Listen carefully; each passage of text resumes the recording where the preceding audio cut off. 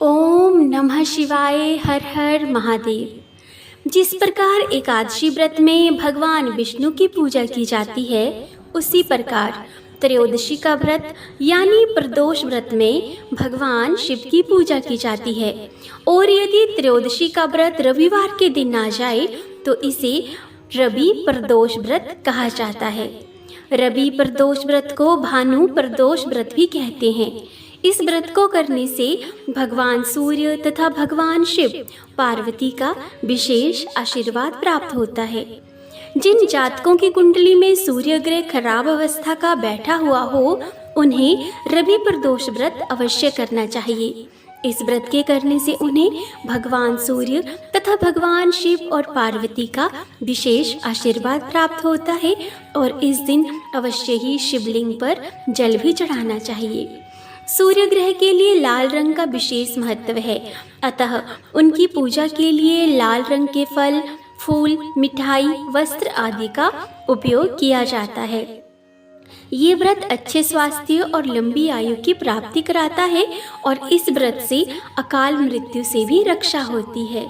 इस दिन भगवान शिव के पंचाक्षरी मंत्र ओम नमः शिवाय तथा साथ ही सूर्य के बीज मंत्र ओम ह्रां ह्रीं ह्रों सः सूर्याय नमः का भी अवश्य ही जाप करना चाहिए। तो आइए अब हम सुनते हैं रवि प्रदोष व्रत की कथा। एक बार भागीरथी नदी के तट पर ऋषि एक विशाल समूह में एकत्र हुए। अचानक वहां पर वेद व्यास के सबसे बड़े भक्त पुराण वेता जी भी इस सभा में आए। उन्हें देखकर शौनकादि के 88,000 ऋषि और मुनि खड़े हो गए और जमीन पर लेट गए और उनके बैठ जाने के बाद सभी ऋषि और मुनि उनके चारों ओर एकत्रित होकर के बैठ गए। शौनकादि ऋषियों ने उन्हें रवि प्रदोष व्रत का महत्व सुनाने के लिए कहा। तब उन्होंने इस कथा को सुनाना आरंभ किया। एक ब्राह्मण जो अपनी बहुत ही निष्ठावान पत्नी के साथ एक गांव में रहता था, जो हर रविवार को रवि प्रदोष व्रत करता था, उनके साथ उनका एक बेटा भी था। एक समय जब वे गंगा स्नान के लिए गया था तो दुर्भाग्यवश रास्ते में उसे चोरों ने पकड़ लिया और उससे कहा कि यदि वे उन्हें उस स्थान के बारे में बता दे जहां उसके पिता अपने घर में गुप्त खजाना रखते हैं तो वे उसे बिल्कुल नहीं मारेंगे। अतः बेटा काफ़ी चकित हुआ और उसने बहुत विनम्रता के साथ उन्हें बताया कि मैं तो बहुत ही गरीब हूँ और मेरे पिताजी भी बहुत गरीब हैं और हमारे घर में कोई भी ऐसी जगह नहीं है जहाँ पर हमने धन रखा हो। उसकी पीठ पर एक झोला सा था, अतः चोरों ने ये जानना चाहा कि उसके उस थैले में क्या है। अतः बिना कुछ सोचे ही उसने जवाब दिया कि उसकी माँ ने उसके लिए रास्ते के लिए रोटियां दी हैं। तो चोरों को यकीन हो गया कि ये लड़का तो वास्तव में ही बहुत गरीब है और उन्होंने फैसला किया कि वह इस लड़के के अलावा अब जाकर के किसी अन्य व्यक्ति को लूटेंगे। इसलिए चोरों ने उसे जाने दिया। अब वहाँ से उस लड़के को शहर तक पहुँचने के लिए लंबी दूरी तय करनी थी। शहर के पास एक बट वृक्ष था और वह लड़का उस बट वृक्ष की छाया में सो गया। उसी समय उस शहर की रखवाली करने वाले सैनिकों का समूह चोरों की तलाश में बट वृक्ष के पास पहुँच गया। जब उन्हें कोई नहीं मिला तो उन्होंने उस लड़के को चोर मानते हुए उसे अपनी हिरासत में ले लिया। अब राजा ने उसकी दलीलों को नहीं सुना और उसे जेल में बंद कर दिया। जब बेटा समय निर्धारित अवधि में वापस नहीं आया तो माता और पिताजी को बहुत चिंता हो गई। अगले दिन रवि प्रदोष व्रत था और हमेशा की तरह उस महिला ने व्रत रखा। उसने अपने बेटे की सुरक्षा के लिए भगवान शिव से प्रार्थना की और उसकी देखभाल करने के लिए भी कहा। भगवान शिव ने उसकी प्रार्थना सुनकर राजा को सपने में बताया कि वह लड़का चोर नहीं है। भगवान शिव ने राजा को चेतावनी दी कि यदि अगली सुबह उसे रिहा नहीं किया गया तो उसका पूरा का पूरा राज्य नष्ट हो जाएगा और पूरे राज्य में लूटपाट भी मच जाएगी। अगले दिन राजा ने बच्चे को जेल से रिहा कर दिया और उस बेटे ने राजा को फिर अपनी पूरी कहानी बताई। अगले दिन राजा के सैनिक उसे उसके घर ले गए और माता पिता को भी पूरी कहानी बताई। शुरू में वे अपने बेटे के साथ सैनिकों को देखकर डर गए थे, लेकिन जब सैनिकों ने पुष्टि की और माता पिता को पूरी कहानी बताई तो उन्हें पूरी तरह से राहत मिल गई। कुछ दिनों बाद राजा ने उस परिवार को उपहार के रूप में 5 गांव दे दिए। ब्राह्मण और उसकी पत्नी बहुत खुश हुए और उसके बाद उन्होंने शांति और खुशियों भरा जीवन व्यतीत किया। अतः जो भी कोई ये व्रत रखता है या आज के दिन इस व्रत की कथा को सुनता है तो भगवान शिव के अनुसार एक सुखी, स्वस्थ और निश्चल जीवन जीता है। तो हे भोलेनाथ जी, आज के दिन जिसने भी इस कथा को कहा है और जिन्होंने भी इस कथा को सुना है उनके जीवन में सुख शांति अवश्य दीजिएगा। हर हर महादेव। जय गणेश गिरिजा सुवन मंगल मूल सुजान, कहत अयोध्या दास तुम देहु अभय वरदान, देहु अभय वरदान।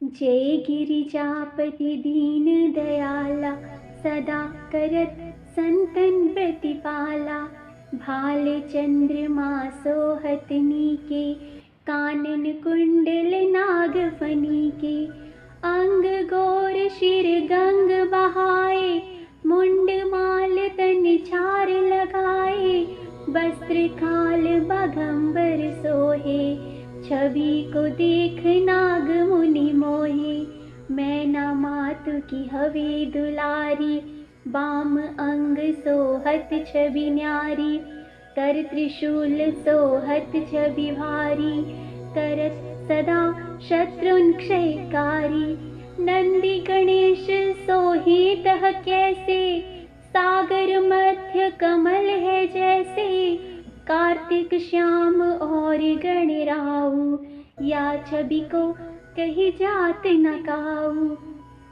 देवन जब ही जाए पुकारा, तब ही दुख प्रभु आप निवारा, किया उपद्रव तारक भारी, देवन सब मिली तुम्ही जुहारी, तुरत षडानन आप पठायो, लव निवेश महामारी गिरायो, आप जलंधर असुर सहारा, सुयश तुम्हार विदित संसारा, त्रिपुरासुर सन युद्ध मचाई, सब ही कृपा कर लीन बचाई, किया तप ही भागीरथ भारी, पूर्व प्रतिज्ञात सुपुरारी, दानिन महतम सम को नाही, सेवक स्तुति करत सदाही, वेद नाम महिमा तब गाई, अकथ अनादि भेद नहीं पाई, प्रगट उदधि मंथन में ज्वाला, जरे सुरासुर भय विहाला, कीन दया तह करी सहाई, नीलकंठ तब नाम कहाई, पूजन रामचंद्र जब कीन्हा, जीत के लंक विभीषण दीना, सहस कमल में हो रे धारी, कीन्ह परीक्षा तभी पुरारी, एक कमल प्रभु राख्यु जोई, कमल नयन पूजन चह सोई, कठिन भक्ति देखी प्रभु शंकर, भय प्रसन्न दिए इच्छित वर, जय जय जय अनंत विनाशी, करत कृपा सबके घटवासी, दुष्ट सकल नित मोहि सतावे, भ्रमत रहे मोहि चैन नावे, त्राहि त्राहि में नाथ पुकारो, यही अवसर मोहि आन उबारो, लेश त्रिशूल शत्रुन को मारो, संकट से मोहि आन उबारो, मातु पिता भ्राता सब होई, संकट में पूछत नहीं कोई। स्वामी एक है आस तुम्हारी, आए हरू अब संकट भारी। धन निर्धन को देत सदाही, जो कोई जांचे वो फल पाही। स्तुति के ही विधि करो तुम्हारी, क्षमहु नाथ अब चूक हमारी।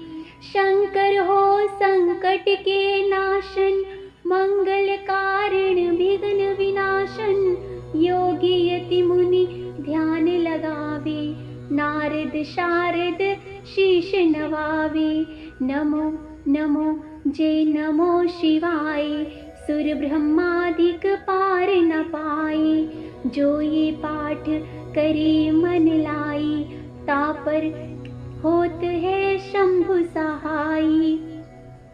रिनिया जो कोई हो अधिकारी, पाठ करे सो पावन हारी।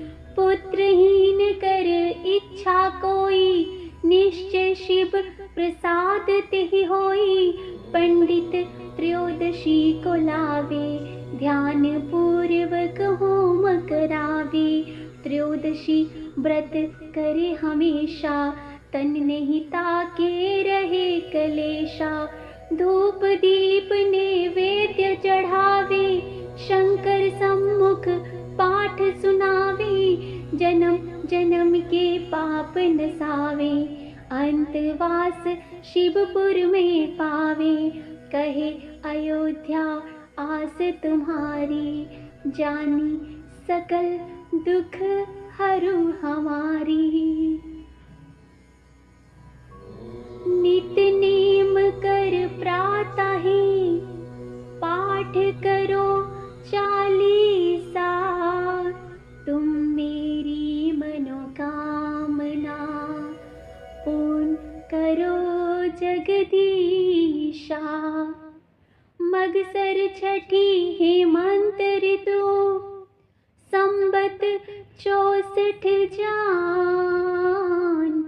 स्तुति चालीसा शिव ही, पूर्ण कीन कल्याण।